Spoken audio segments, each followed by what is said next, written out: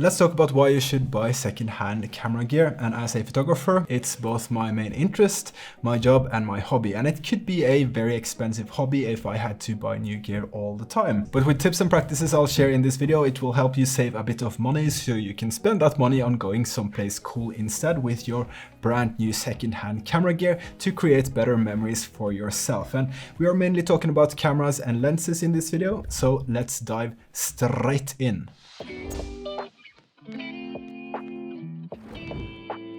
First of all, buying secondhand camera gear is much cheaper and you can save a lot of money by purchasing slightly older but still high quality equipment. This will allow you, again, like I said, to spend that money on traveling someplace cool and take good pictures and videos.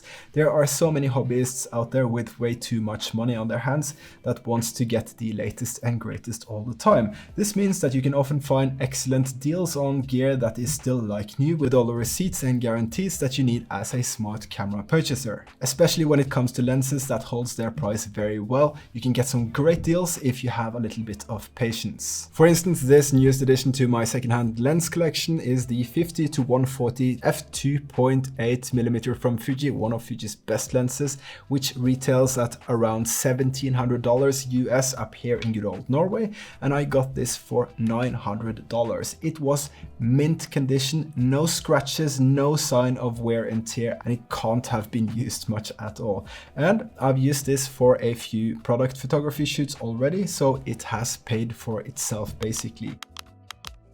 I don't think I'll use it that much, but I'll probably do a street photography session with it just to test it for that, and it will for sure serve me well when I go back to Africa later this year. But if it's just lying around and I decide not to keep it, I can just sell it again and I'll probably get back exactly what I gave for it, if not a little bit more. This can be a zero-sum game if you have the base kit and you want to swap out to try different brands, etc, etc. You can look at it almost like renting gear in a smart way, I guess. Yeah, maybe. If you're just starting out with photography or videography, or if you want to vlog or anything like that, maybe it's a combination, buying secondhand camera gear is an excellent idea. You'll find all the information that you need about any camera that you might want to try out online. That will help you make the best choice for you. There's no need to spend loads of money on new gear exploring a potentially new hobby. Just get it secondhand. Furthermore, if you're on a budget, buying secondhand allows you to acquire premium lenses or cameras without breaking the bank. If you like to try out new cameras and brands like I do sometimes, secondhand is the way to go. And when you have built up a kit of cameras and lenses, it can almost be a zero-sum game, buying and selling on the secondhand market. I've gone back to Fuji again after trying loads of different brands and I'm quite happy with that. But if I decide to sell my Fuji cameras to try something else, Fuji is a known brand, so it's very easy for me to sell it. First, the pros. Number one, it costs way less and you can find amazing deals like we have talked about. Kind of goes without saying. Number two, it has less depreciation.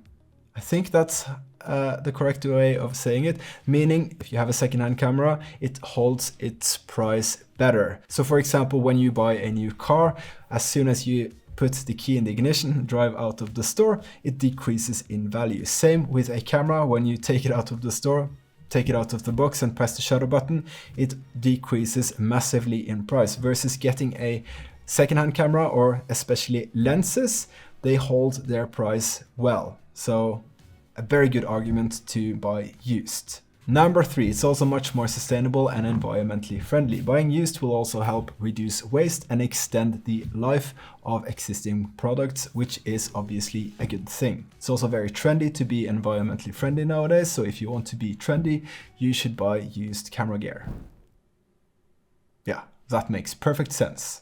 Let's talk about the cons, because there are a few things that you should keep in mind when you buy used gear. And the first one is potential wear and tear. You might get something that is faulty, especially if it's older gear. You should definitely check it out if you have the opportunity to do so. And if something seems off, just ask the seller and try to figure out if this is a safe deal. Number 2, lack of warranty, and this goes for this amazing deal of this camera right here that I'll tell you about in a bit. When you lose the warranty, that's something to think about, but when you buy from quality brands, I don't think that's a problem at all, to be honest, because the camera gear that you buy these days, or they produce these days, they're normally very durable, especially the higher end cameras. Even the older models of the higher end cameras, they make some solid products, at least from Fujifilm and Sony and Panasonic and Canon, and yeah, you get my drift. Number 3, you run the risk of fraud, getting gear that isn't what it says it is. Again, ask the seller if anything is unclear so that you better can make a decision that you're happy with. I've never worried about this, to be honest, because I have a pretty good idea of what to look for, but you should have that in mind if you are getting into photography or videography or anything that has to do with cameras for the first time.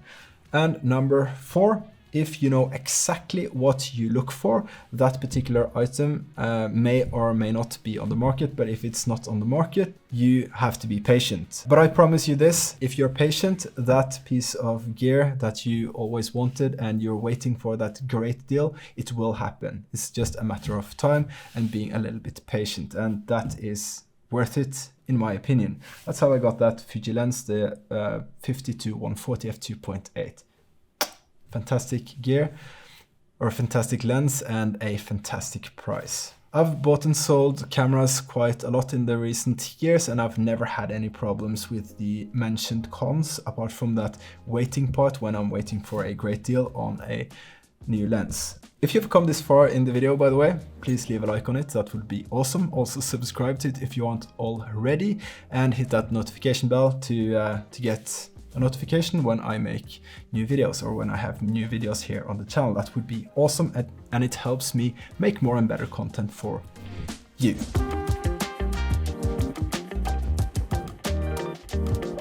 The first one is to research the market. Obviously, you might think that, okay, this is a great deal, but you should always do the research and find out if you can get some equally good for less money. Number 2 is always look at the seller's reviews. I use a platform called finn.no up here in Norway. It's the same as Craigslist or Facebook Marketplace, but you can look at reviews for the sellers, and as a rule of thumb, I will always trust, or not always, but I trust sellers that has more than 20 good reviews and no bad ones. The third one here is to inspect the item if you can. If you don't live in the same city, just look at the photos and look at the description. If the photos match the description and if the seller has good reviews, you're normally good. If anything is unclear, just ask the seller to send more photos or describe the item better. Now, we have come to the final thing that you should always do when you buy secondhand, and that is obviously to negotiate the price. Don't put it too low, because that's, you might lose the deal. When people ask me when I have ads, when I want to sell something, and they put in a ridiculously low price, I just don't answer, because I can't take that seriously. They know what it is worth, and so do I. So if I get like a ridiculous price, I just, no, I'm going to sell to somebody else. So have that in mind and give a fair price, but you should always negotiate the price. If you know that what you're looking for, or this particular item is a great deal, it's probably going to disappear quite soon. So you have to be quick about it, especially if you have waited for that for a long time. Now, I'll show you this great deal.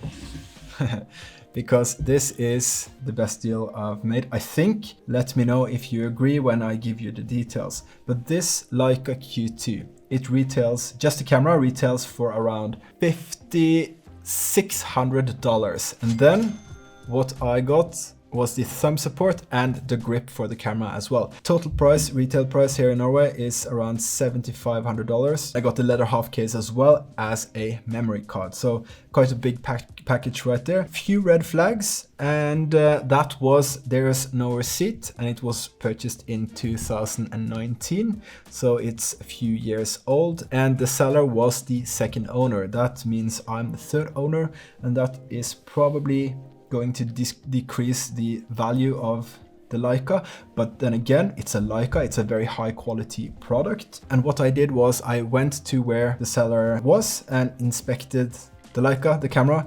It was exactly what was described. It's in very good condition, looks perfect, hasn't been used much at all. So I just took a chance and I paid $4,100 I paid for this Leica, and that's a great deal despite not having the receipt, or the guarantee is probably very limited, but we have good rules for that up here in Norway.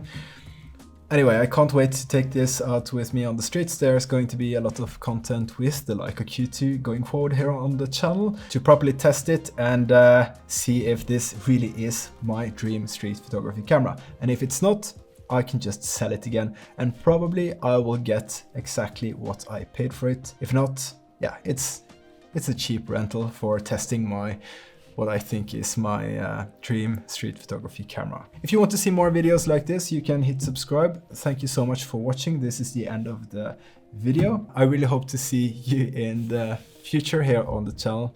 And with that, I shall say bye-bye. Hope you got something from this.